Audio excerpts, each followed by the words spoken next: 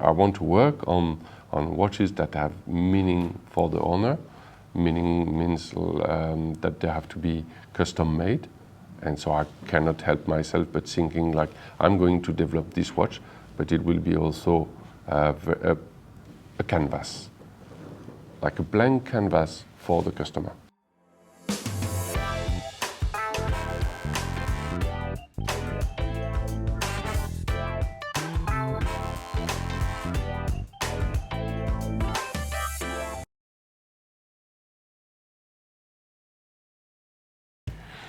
Hey everyone, today we're speaking with Armand Billard, the founder of the brand Sartory Billard. Hello. Hey Armand, thank you for speaking with us today. Thank you very much for visiting the hall, and let's talk about watches then. Yes, so for those out there who don't know, the Horology Club is starting to become the retail partner for Sartory Billard in Hong Kong. So if you're in Hong Kong and you want to see some Sartory Billard watches, please let us know.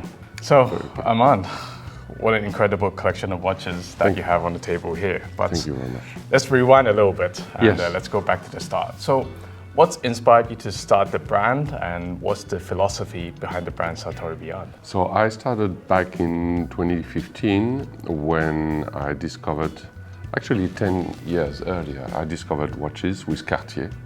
And as a designer, I used to have my own design agency, and I discovered that like this little square of metal that you can wear on the wrist is an incredible territory for design.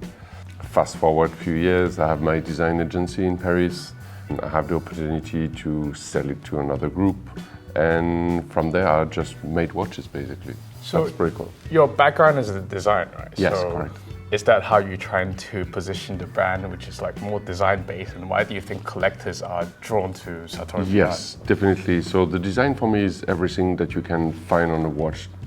Obviously, when you look at a watch, even before knowing how the watch is made, what is the complication, how it's running, even if it's mechanical or quartz, design is the first entry to anything that is surrounding us. And there is also something that I took from my working at the agency that I founded, is that every customer has a different taste. And from this I came quite naturally to the conclusion that if I would make watches, I would make watches that are individual for every owner. So I came out to making a brand that is only dedicated to bespoke, to made to order watches. So I make around 250 watches a year, 200, it depends. There are no doubles. When I think about your brand, right, I always think about the approach. It's kind of like when you go to a tailor and you get a suit made, and it's like make absolutely like bespoke for you. And I'm surprised that no one in the watch industry has done that yet. Because it's a nightmare. No, it is. It's an absolute logistic challenge. And yes, you said that pretty much no brand is doing this at this scale, or at this, even I would say like scale of entry level of bespoke, because it's very, very challenging every day on the logistical aspect. I have fantastic suppliers that work mainly with me on pièce unique. And if you're on the supplier side, of course, you want to have a customer that comes and say, oh, I would like 100, 1,000 pieces the same. I'm coming and I'm saying, oh, I have this weird request and I need one. Okay, so it's like this 200 times a year. Well, why don't we talk a bit about the watches on the table? Yes, as well? please, So I let's think do. you've brought quite a few models to show us today. Yes. Maybe we can start with the 04, the SB04. Yes, correct. So this is the two that I have here. So this is SB04 and SB04S. The S small model has a 37 millimeter in diameter, and standard 4 has 40 millimeter in diameter. It can be steel, titanium, or in this case plated. It's powered by a Legepere movement. Large part of the watches are powered by this movement. It's a little bit decorated. There is this titanium ring that is put on side of the rotor. It's also the entry level in the range. Despite the desire to move like to a higher range with a flying tourbillon or working on jumping hour and jumping minutes, I will never stop to make entry-level watches, because when you say you can have a bespoke experience for, let's say, €4,000, it's something incredible. There is also the SB05, which is the model that is running now for, I guess, 3 years. which is the continuity of the SB04, still powered by a Le Jouperet movement, but in a manual version. So it has like something like 4 days of power reserve. Still no modification, no deep modification on the movement, but like a personal colors or finishing on the bridges and engraving and stuff like this for the brand. It's a much more dressy watch. It is 38.5 millimeter, 8 millimeter thickness, and there we have like much more complex dials with the outer ring for the minute, the inner dial, the second dial. Very difficult to make hands, but they're very nice looking, like spears. So we are working on a project like this, and it will be with some Mackie type of dial. So this is like a nice transition with the SB07 sports watch. 40 millimeter sports model. You can have it on steel bracelet or rubber band. And Mackie is an art that is made in Japan when you're crushing mother of pearl and arrange this in a nice pattern with some gradients, stuff like this. And there is now the SB06 range.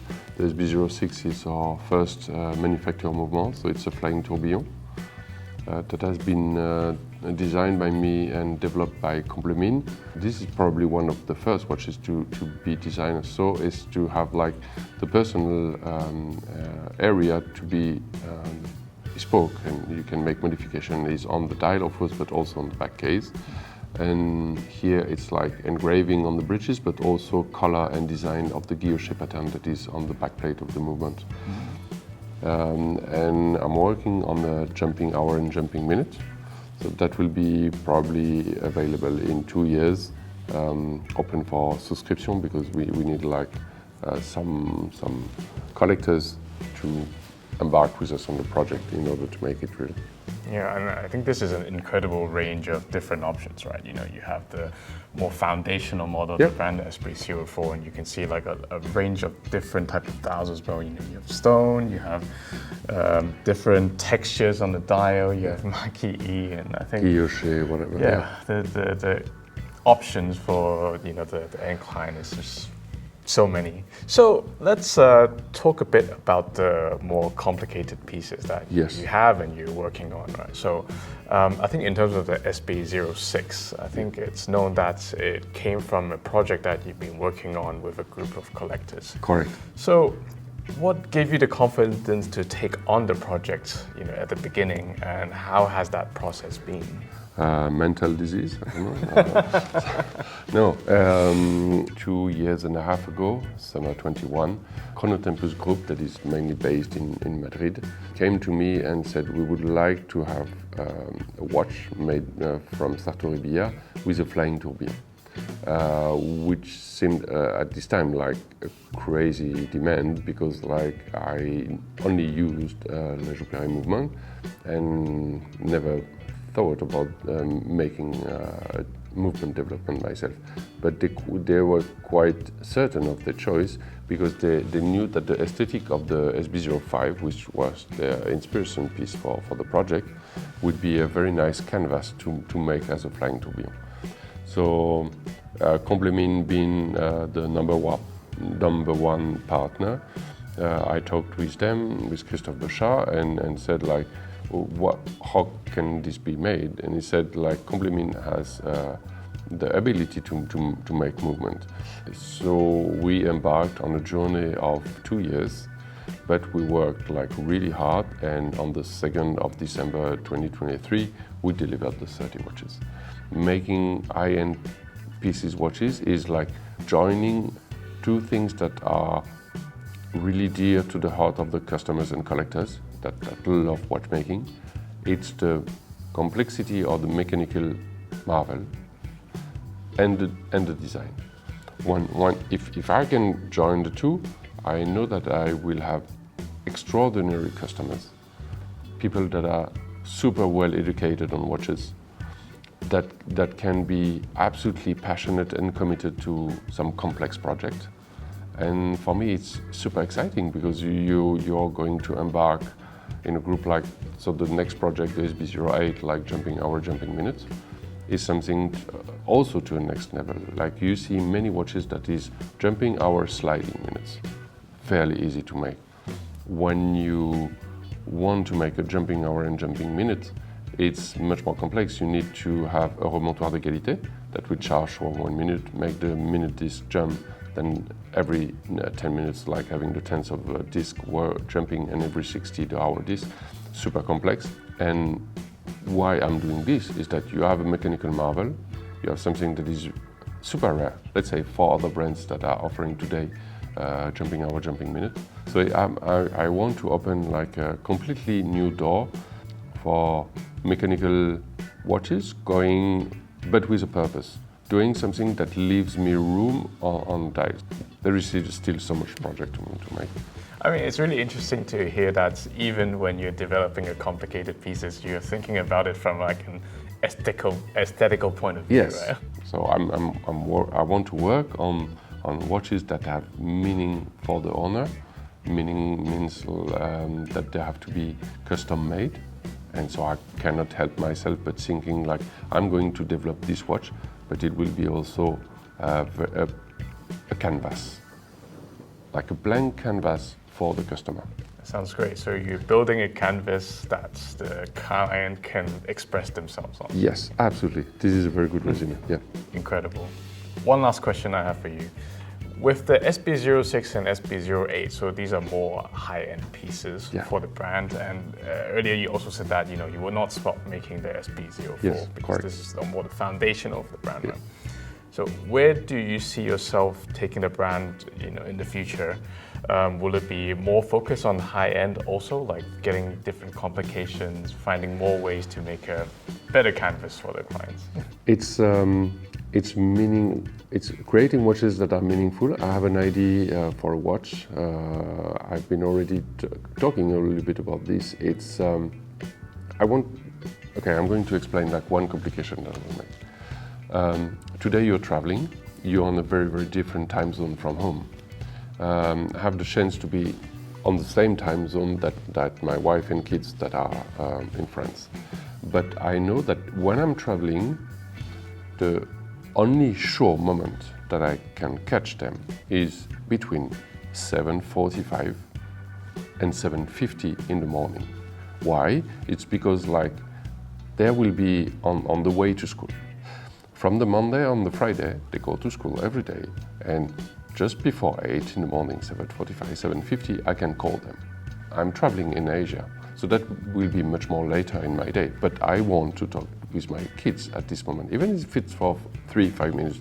How are you? Did you sleep well? Or what is your day about? Like, Daddy, did you have a good day? Or how is going to be your day? So I want to make a watch that will embed like 2 time zones with a little alarm system on the home time zone. There will be this, I would like chime. I don't know if it will be a chime or if it will just be an arrow pointing to a special time of the day. So you imagine yourself, you're traveling to Europe, but you know that every day, I would say 8 a.m. in Asia, this is the moment to talk to a dear one of you. You can be a meeting or something and you have the chime and you say, excuse me, 2 minutes. You go out of whatever you're doing, depending on the time used, the dinner, the breakfast, the lunch, the meeting, say, I need 2 minutes. They will politely excuse you, and then you can call. And so I'm just saying this is giving goosebumps, because like some very small moments in a day where you are when you are traveling are so important that it's really mandatory. And you need to take these 2 minutes out of the things that you are doing there, because what is really important, this is home. You're traveling here to make something that is valuable home for you in Hong Kong. Developing watches that are meaningful on the complication that they can have, and meaningful also for the customers that will wear them. That's such a heartwarming idea. I really love it. It also shows that you have a very personal approach to watchmaking, right? It's not just about technical marvels, but also how it relates to your everyday life. Yes. Which is great. On that note, I think, thank you, Armand, for speaking with us today and showing us these incredible watches. Thank you very much for this interview. Yeah, and I look forward to seeing you in Hong Kong sometime soon. Oh yes, next time soon. But I will need my few minutes in a day. Okay, thank you for watching. And if you want to see some Sartory Billard watches in Hong Kong, yeah, let us know. Thank you. Bye-bye.